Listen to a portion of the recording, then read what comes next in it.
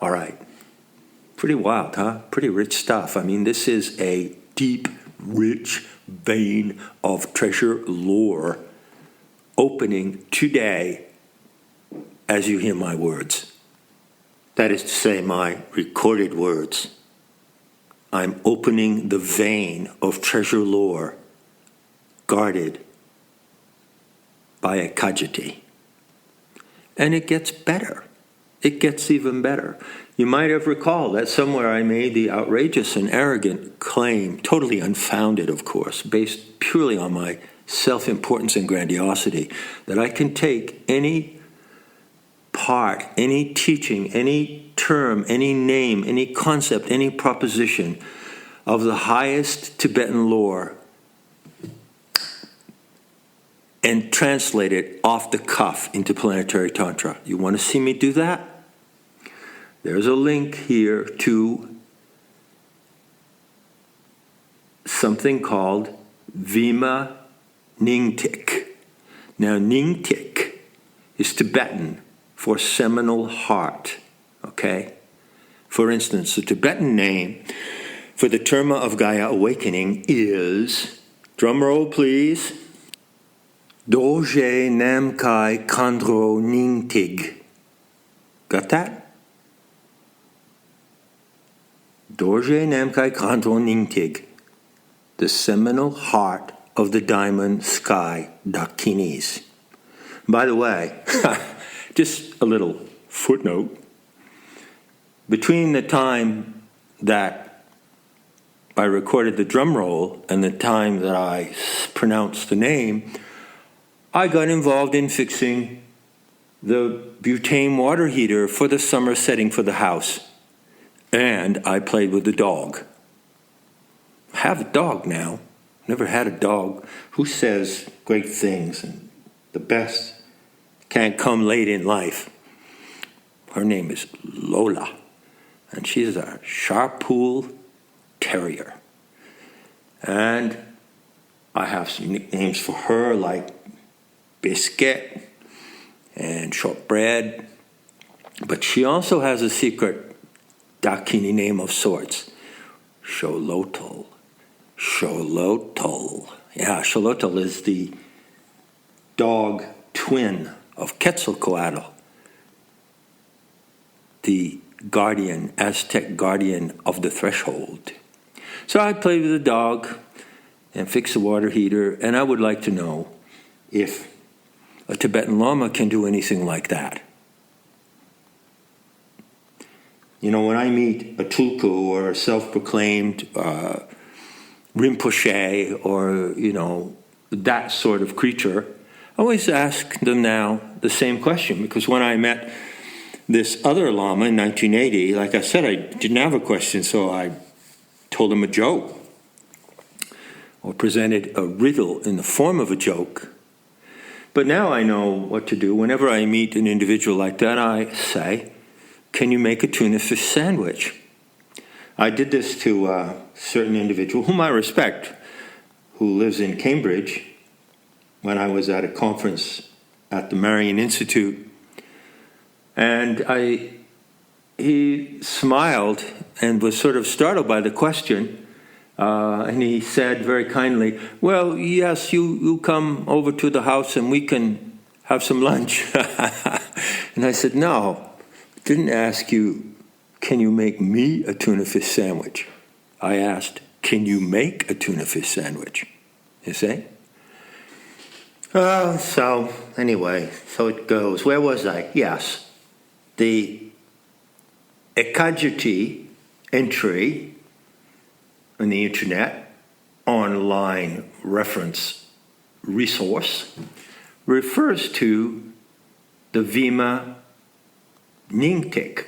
So you go to the Vima Ningtik, which is especially associated with this dakini, and what do you get? Well, let's take a look. It says that Vima Ningtik means the seminal heart of Vimalamitra, and it's one of the seminal heart collections of a certain Dzogchen cycle. The other one being the seminal heart of the dakini, Khandro. Okay. And these were codified in the 11th and 12th centuries. At the very same time, I might add that the legend of Parsifal was being written and lived in Europe. Now, what does it say about this body of deeply esoteric teachings of the diamond vehicle? It's founded principally on the 17 tantras. Wow, 17 tantras. So let's go be Snoopy and let's sniff out these 17 tantras. And by the way, I would point out that 18 is the number of the Shakti cluster, which is the central icon mandala of the Terma of Gaia awakening. And you break it down in a number of ways. It permutates in a number of ways. And one of those ways is 1/17. Another is 2/16. Another is 8/10. But the 1/17 is particularly pertinent to this reference. The implication being that there are 17 tantras, that there are 17 mini loads in the mother lode of this tantric treasure vein, which I am opening by pronouncing the name of the secret dakini hidden in the connotations of the Ram constellation. So let's take a look at what some of these are. Well, let's see. 17 tantras of the esoteric instruction cycle.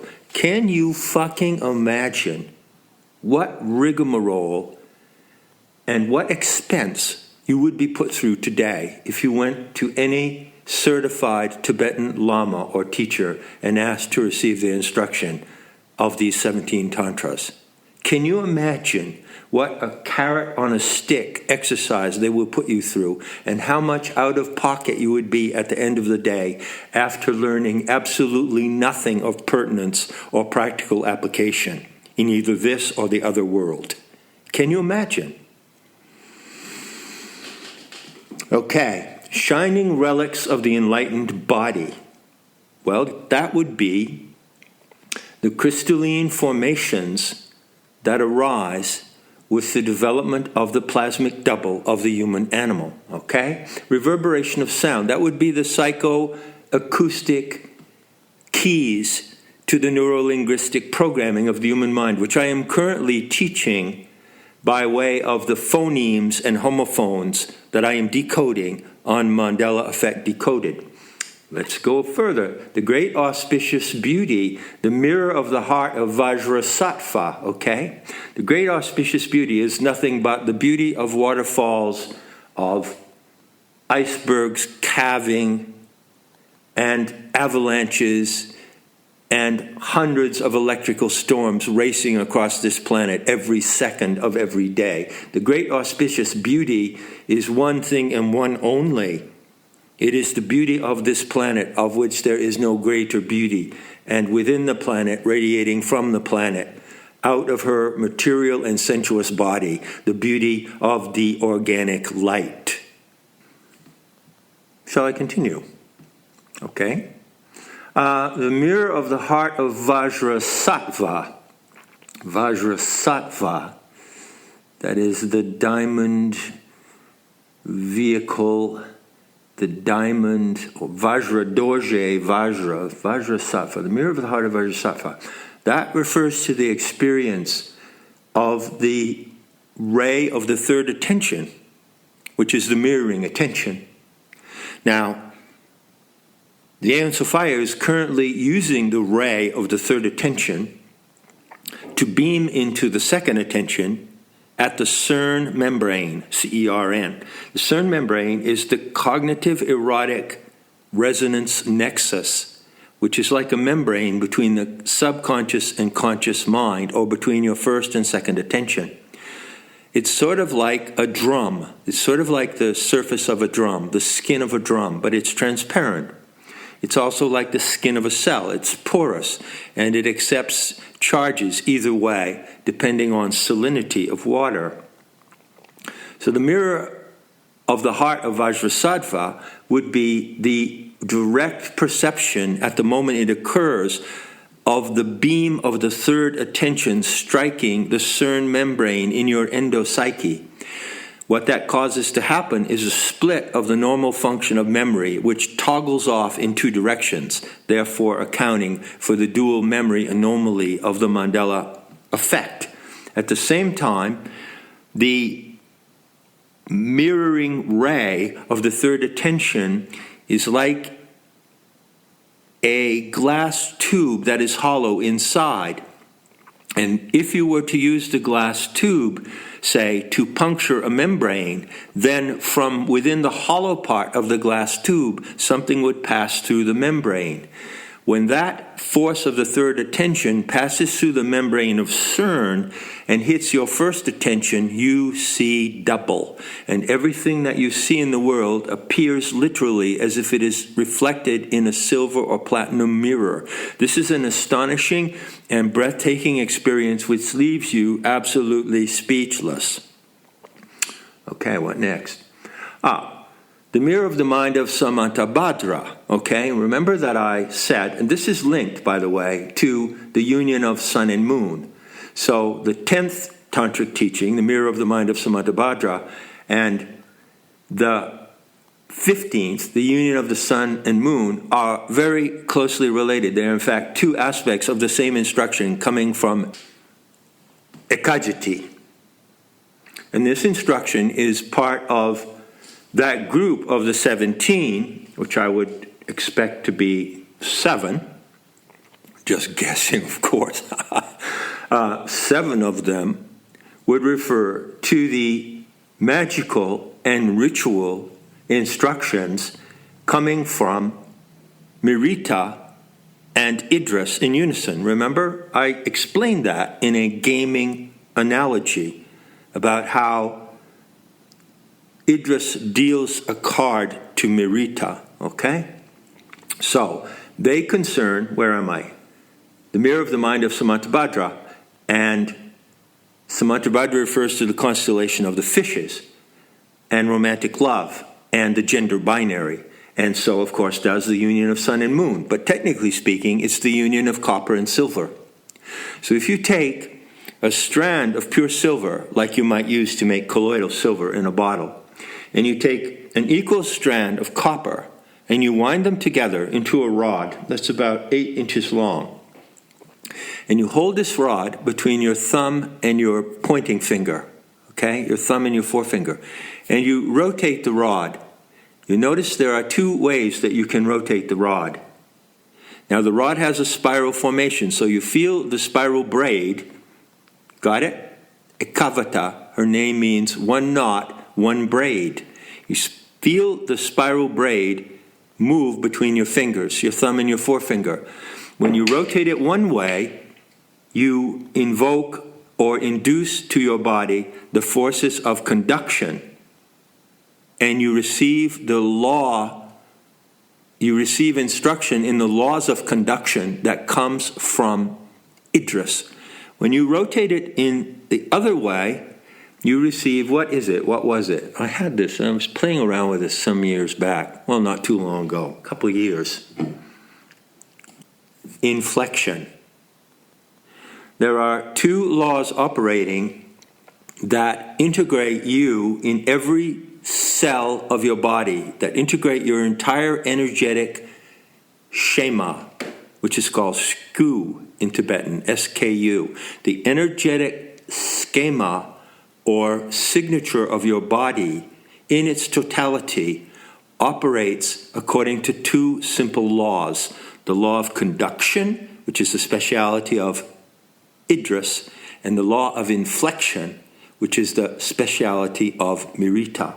And in some cases, these laws are taught individually, and in some cases, they are taught in unison. So the tantras in this mother lode of dakini wisdom, number 10 and number 15 refer to the teaching of these 2 instructions in unison from both dakinis. You like them tomatoes? I could go on. I challenge somebody to set up a seminar, 2-day seminar, 6 hours each day. The first 6 hours will go to instruction. On the second day, the 6 hours will go to, 4 hours each. 4 hours is enough. 6 hours is too much. 4 hours on the second day will go to Q&A. Give me 30,000 euros. And I will do this and have it filmed, and I will expound all of these 17 tantras spontaneously, except when I have to leave the stage and maybe go out and play with my dog. Okay? Now, on top of that, I renew the challenge that I've already made. And I'm fucking serious now. I challenge any Tibetan master on this planet to produce one single line of dakini instruction that equals or matches the dozens and dozens of lines that I have produced in the exposition of the Terma of Gaia Awakening. I will stand on a stage. You have to come to me. I'm not going to anybody. I will stand on a stage with any Tibetan master in the world. The Dalai Lama himself, he's a fool and a pushover and a has-been. I wouldn't do it with him. It would be pathetic. Any Tibetan master articulate in the English language and have a debate and see who can produce original, non-elaborated dakini instruction in lapidary syntax that cannot be matched or excelled. Because that is what you can do when you are in the enlightened mind of the no mind, of the cosmic intelligence, of the foundation of love of the entire universe. Love and delight. When you're in that mind, that's what you can do. I challenge the Tibetans and the students of Tibetan Buddhism today to convert all your resources into cash and give it to me for the promulgation of the Terma of Gaia Awakening, which excels all termas. I challenge them to dissolve their institutions, to sell off their libraries, to sell off their properties, and to give their fortunes to me and my accomplices for the promulgation of planetary Tantra, which excels, exceeds, and surpasses any Buddhist teaching of the past or present, and shows it up to be the futile, foolish nonsense which it is. Come on, Buddhist, snap out of it. Don't you know that the historical Buddha himself, at the midpoint of Kali Yuga, predicted that the Dharma would decline and become useless and meaningless at the close of this Yuga? We are in the close of this Yuga. I cite somewhere a Pali text which refers to the Maitreya, of all things. Maitreya, oof. That's sort of like, what's that like? That's like the Monty Python of Vajrayana. I cite somewhere a Pali text which says explicitly, and no holes barred, and no bones spared, that the failure of the Dharma is evident in the people who are attracted to it. So whether it be the Chatwits and the nincompoops who parade themselves as having some privileged understanding of consciousness, or whether it be the drones of pacifists, I can practically not pronounce the word without vomiting, the drones of pacifistic Buddhists who follow in their footsteps, whether it be the teachers or the students, you are all lost. You are a pathetic crew of losers. If you cannot recognize the supreme Vajradhara on this planet, then what the fuck are you looking at? And what are you looking for? Okay. So I'm getting a little wound up here. So I'm going to calm down. And let me just say, briefly and calmly, in conclusion, that I cited the Mahamudra sky for a particular reason. I was in a very sober and rational state of mind when I cited it, and I still am, despite appearances.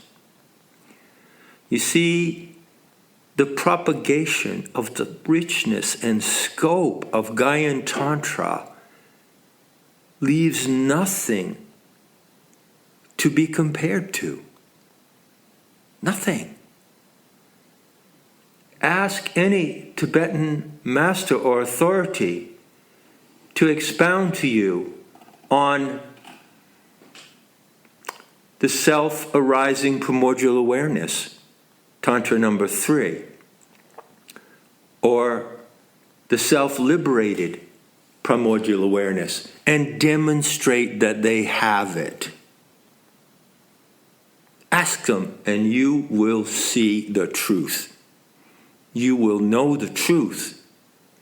And that truth is in you. If Tibetan Buddhism cannot bring you to your own enlightenment spontaneously and instantaneously, without a carrot before the stick con game, carrot on stick, what's the point? You're just going to be out of pocket a lot of money that you could better spend otherwise. I have happily, delightfully hijacked the entire body of Nyingma teachings and the entire existing ritual and metaphysical corpus of Tibetan Buddhism. I have hijacked the diamond vehicle, and I'm happy to say it, and I can prove it any day of the week. The system of planetary Tantra unfolds in a series of blazing realizations. The richness of it is staggering. It's jaw-dropping. The Mahamudra sky is not just a metaphor for the cosmic emanation into the human mind of the mind fields of the Buddhas and Bodhisattvas of the ages, of the timeless eternal awakening. It's not just a timeless eternal awakening to a dial tone. You see that? It's a timeless eternal awakening. The self-arising mind, the self-liberating mind is infinitely expressive. And that expression is your treasure. The stars, the skies, the constellations, the moments to be celebrated and recognized in planetary Tantra are your inheritance. It's your birthright. Tibetan Buddhism and Buddhism from the get-go was nothing but the hijacking of the divine feminine mother wisdom into a patriarchal system of control and deadly programmation of categories and levels of consciousness and hierarchical concepts of consciousness. I condemn the Dalai Lama utterly as a nincompoop and an over-the-hill fart. And how can he dare to come out today and say to the world that you cannot understand consciousness and the dynamics of the universe if you do not follow quantum mechanics?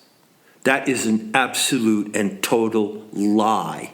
And either he's lying disingenuously, or he's such a pathetic fool that he doesn't know any better and he doesn't even realize what he's saying.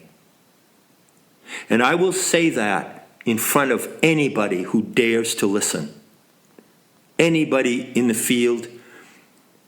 Robert Thurman, I don't give a fuck who. Anybody in the field of Buddhism. Namkhai Norbu, you name it. Anybody. I will say that to their face because I am fed up with this bullshit and this con game that has been going on for 2,500 years. So if the prediction of the historical Buddha himself regarding the end of the Dharma is not good enough for you, then let me give you a really sweet kick in the ass. The hijacking of the diamond vehicle is just a hobby of mine. It's a fucking hobby. Okay? That's your takeaway. That's my conclusion for this Gnostic Sally. And until the next time, as I say on Mandela Effect Decoded, may your attention be rewarded by the truth.